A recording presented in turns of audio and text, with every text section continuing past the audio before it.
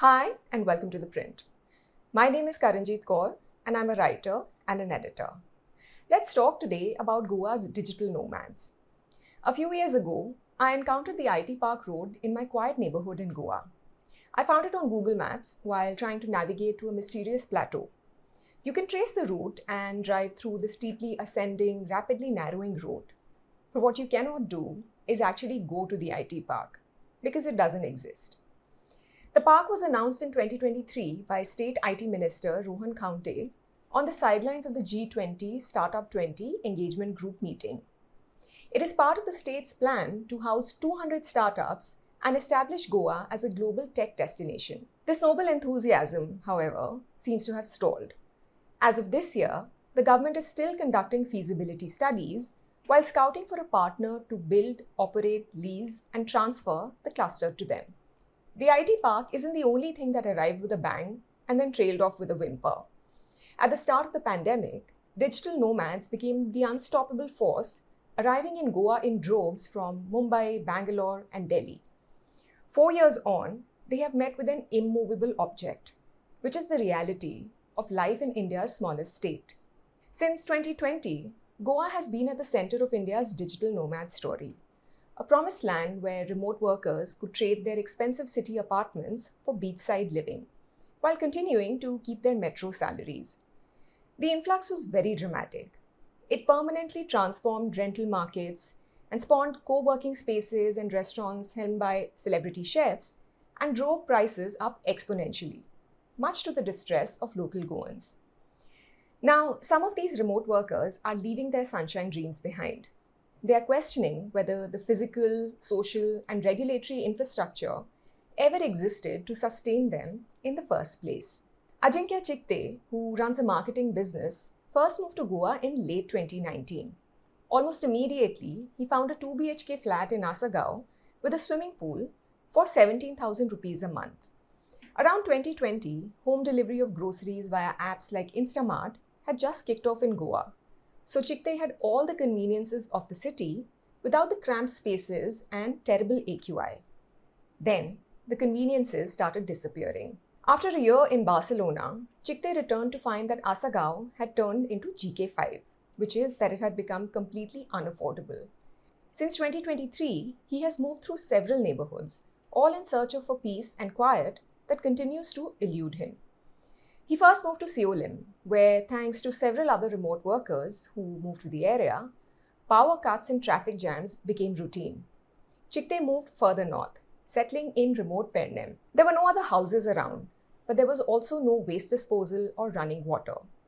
The farm behind his house would burn their plastic waste every other day, including a tarpaulin sheet that burned for 6 hours straight. He got into a cycle of chasing water, which had to be pumped via bore well, which couldn't function without a steady power supply. Chikte eventually moved to Diwar Island, but had to contend with taking the ferry across the Mandovi every time he had to dispose of his solid waste. He had 2 internet connections and 2 power backups. He told me, I would routinely hear excuses like the undersea cables have been eaten away by crabs. Eventually, my overheads to make remote work happen were really shooting up. The one thing that Chikte cherished was the ability to be close to nature. Now, he said, if he wants to do a clean trek, he has to go 2 to 3 hours away. He told me, about 2 years ago, I used to trek to a place that we discovered by following streams upwards. We would take garbage bags and bring whatever refuse we found with us. However, the trash became too much for us to manage. Chikte has now moved to Bali because Goa has become almost as expensive as Bombay thanks to people like us. He told me, Goa is too small to accommodate too many of us and our urban demands. Everything that made Goa worth the inconvenience has been ruined by us. Sonali Kokra, a writer and founder of a young jewelry business, left Bangalore for similar reasons. COVID had helped her reassess life and she had hit certain financial goals. In Bangalore, she felt like she was meeting the same person over and over again. Everyone talked about VC, valuations, funding, startups, and ESOPs. She told me, life in Bangalore meant that I had to own a lot and I had to be a lot. I constantly felt like I was in competition with God knows who and that I was losing that competition. I had a lovely house in Bangalore and no time to live in it. She felt like she was fundamentally changing. So, in September 2023, after years of feeling an affinity for Goa, she made the move. Moving here offered Kokra the chance to reconnect with the person she used to be. She'd find herself at the beach 2 to 3 times a week. She started walking, reading, and daydreaming again, things she had stopped doing in Bangalore. But the day-to-day reality, unsurprisingly, proved difficult. Kokra told me about an IKEA cupboard she brought with her that 2 years later is still in its box because she's been unable to find a reliable carpenter. With her car, it took 2 months for the garage to tell her what was wrong with it and another 2 months to potentially fix it. She said, I had to install my washing machine on my own instead of waiting on someone. These are not big things, but they do add up. The larger problem was running the jewelry business. Kokra said she has struggled extensively with sending and receiving couriers. She said, you can't run a small business that way. If I had a partner in life or business to take some of the load off me, I wouldn't leave Goa. But just navigating everything on your own makes the small challenges feel insurmountable on bad days. And when your business is young, there are many, many bad days. Kokra is now moving back to Mumbai, but with the acknowledgement that the frustration of day-to-day reality lands only when you get used to the beauty of Goa. You know you're in a good place when minor inconveniences become the most important thing in your life, she said. For Joel Lozado and Mohanavali Shankar, the breaking point came with a pregnancy. They moved to Goa from Bangalore in 2021 when Shankar got a job with a company headquartered in the state. Lozado's family is Goan, so it wasn't entirely unfamiliar territory. Life felt manageable until Shankar got pregnant.